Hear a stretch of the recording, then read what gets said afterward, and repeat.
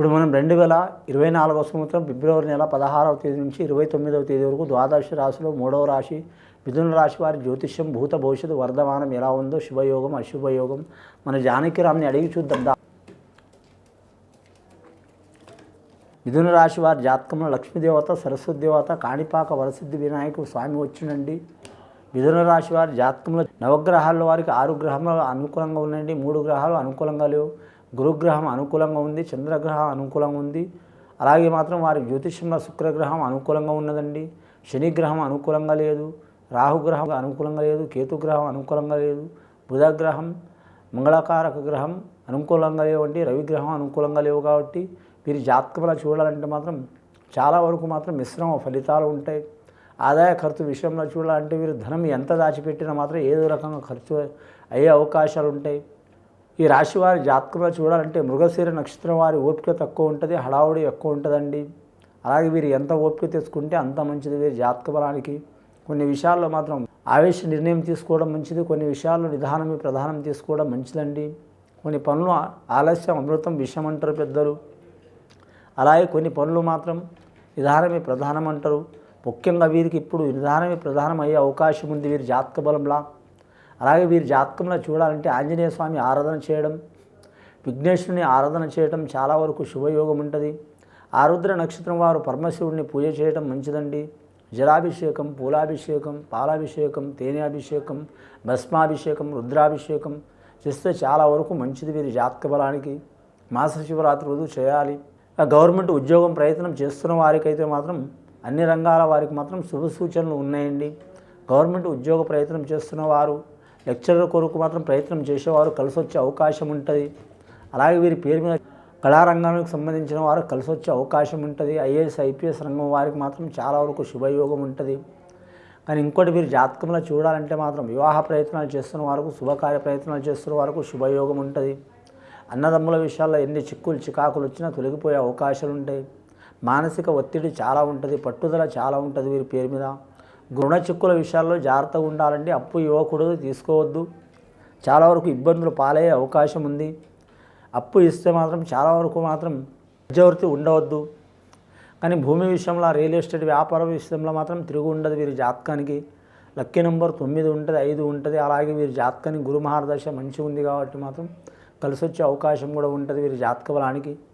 కానీ భార్యాభర్తలతో మాత్రం సంతానంతో ఇబ్బందులు, చిక్కులు చికాకులు ఉన్నవారు, దూరమైన వారు దగ్గరకయ్యే అవకాశం ఉంటుంది. వీరి జాతకంలో వ్యవసాయదారులకైతే మాత్రం చాలా వరకు ఇబ్బందికరమైన పరిస్థితి నడుస్తుందండి. చాలా జాగ్రత్తగా ఉండాలి. ఇంకా వీరి జాతకంలో కరెంటు విషయంలో, అగ్ని విషయంలో చాలా జాగ్రత్తగా ఉండాలి. జల విషయంలో ఈ 3 విషయాల్లో ఇబ్బంది వచ్చే అవకాశాలు ఉన్నాయండి. కానీ ఆరోగ్యంలో మాత్రం ఆకస్మికంగా కొన్ని మార్పులు కనబడే అవకాశం ఉన్నాయి. దీర్ఘకాలంగా మానసిక ఒత్తిడి ఉన్నవారు, ఆరోగ్య చిక్కులు ఉన్నవారు, శారీరక బాధలు ఉన్నవారు తగ్గే అవకాశం ఉంది వీరి జాతక బలానికి. వీరు ఎవరికి పూజ చేసినా చేయకపోయినా ఆరోగ్య ప్రదాత శివుడు రుద్రేశ్వరుడు కాబట్టి మాత్రం శివుడికి పూజ చేయాలండి. సోమవారం నియమం పాటించాలి వీరి జాతక బలానికి. అలాగే మాత్రం గురువారం నియమం పాటించాలి గురుదత్తాత్రేయుడు స్వామికి. అలాగే మంత్రాలయం రాఘవేంద్ర స్వామి కొరకు, అలాగే షిరిడి సాయిబాబా కొరకు. వీరి జాతకంలో చూడాలంటే మాత్రం ఫస్ట్ సంతానం, జ్యేష్ఠ సంతానం నుంచి మంచి యోగ బలాలు కలిసి వచ్చే అవకాశాలు ఉన్నాయి. చివరి సంతానం నుంచి ఇబ్బందులు కలిసి వచ్చే అవకాశాలు ఉన్నాయి. అన్నదమ్ములతో లేదా బావబొమ్మలతో సహకారం అయ్యే అవకాశం ఉంది. మిథున రాశి వారి జాతకంలో చూడాలంటే మాత్రం ముఖ్యంగా మాత్రం అన్ని రకాల నుంచి వీరికి ఒత్తిడి వస్తుంది. ఒత్తిడి వచ్చినా ఒత్తిడిని జయించే అవకాశం ఉన్నది వీరి జాతక బలానికి. ముఖ్యంగా వీరి జ్యోతిష బలంలో గవర్నమెంట్ ఉద్యోగస్తులు అయితే మాత్రం, ఆల్రెడీ ఉద్యోగం చేస్తున్న వారైతే మాత్రం ఒత్తిడులు తప్పవండి.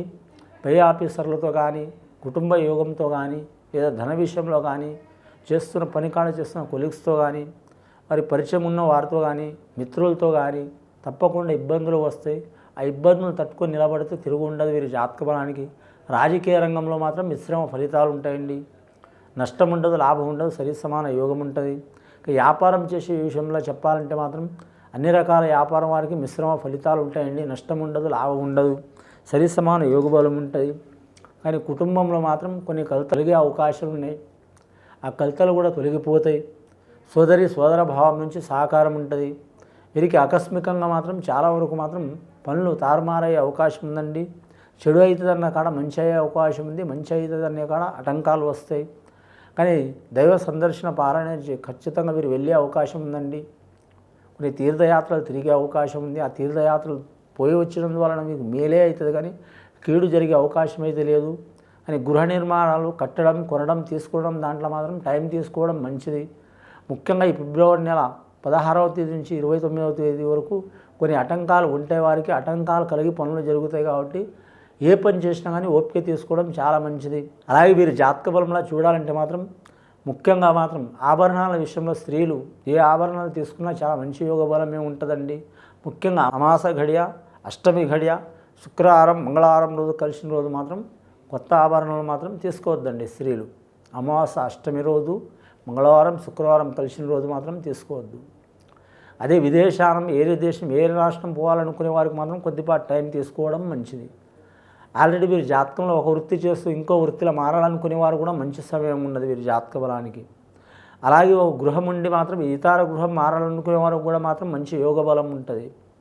అలాగే మాత్రం పెద్దలు కట్టిన స్థానం మార్చి మాత్రం దాన్ని విప్పి కట్టాలనుకునే వారు కూడా కలిసి వచ్చే అవకాశం ఉంది. అలాగే వీరు జ్యోతిష బలంలో మాత్రం వ్యవసాయం చేసేవారు మాత్రం ఒక రకంగా కాకుండా ఇంకో రకంగా వ్యవసాయం చేయాలనుకునేవారు కూడా కలిసి ఉంటుంది. అండ్ జీవరాశుల నుంచి కూడా కలిసి వచ్చే అవకాశం ఉన్నాయండి. జీవరాశులు అంటే మాత్రం వారు నడిపించే జీవరాశులు ఏవైనా సరే మాత్రం కలిసి వచ్చే అవకాశాలు ఉంటాయి. కానీ ముఖ్యంగా వీరి జాతక బలంలో చూడాలంటే మాత్రం ఫైనాన్స్ రంగం వారికి ఇబ్బందులు తప్పవు, షేర్ మార్కెట్ రంగం వారికి ఇబ్బందులు తప్పవు, కంప్యూటర్ రంగం వారికి, ఐటీ రంగం వారికి ఇబ్బందులు తప్పవు. ఆ ఇబ్బందులు తొలగిపోవాలంటే విఘ్నేశ్వరుని ఆరాధన చేయాలి ఖచ్చితంగా. సంకటహర చతుర్థి అని ఒక రోజు వస్తుంది, నెలలో ఒకసారన్నా, 2 నెలల్లో ఒకసారన్నా, లేదా చవితి రోజు, అమావాస్య ముందల చవితి రోజు కానీ, పౌర్ణమి ముందల చవితి రోజు కానీ, సంకటహర చతుర్థి రోజు కలిసి వస్తే ఆ రోజు విఘ్నేశ్వరుని ఆరాధన చేసి పూజ చేయడం చాలా మంచిది. వారి మీద ఉన్న సంకటాలు అంటే చిక్కులు, చికాకులు, దారిద్ర్య బాధలు, గండాలు, నష్టాలు అవన్నీ తొలగిపోయే అవకాశాలు ఉన్నాయి వీరి జాతక బలానికి. నమ్మిన పని జయమయ్యే అవకాశం ఉంది. పెద్దల సహకారం ఉంటుంది, పెద్దల ఆశీర్వాదం ఉంటుంది, అలాగే దైవానుగ్రహం ఉంటుంది. అలాగే వీరి పేరు మీద చూడాలంటే కొన్ని సంవత్సరాల నుంచి, కొన్ని నెలల నుంచి చిక్కులు, చికాకులు, గొడవలు ఉన్న వారితో కూడా మంచి జరిగే అవకాశం ఉన్నదండి. ఇది విని చూసి ఆచరించే వారికి మంచి ఫలితాలు కలుగుతాయండి. శుభం భూయాత్.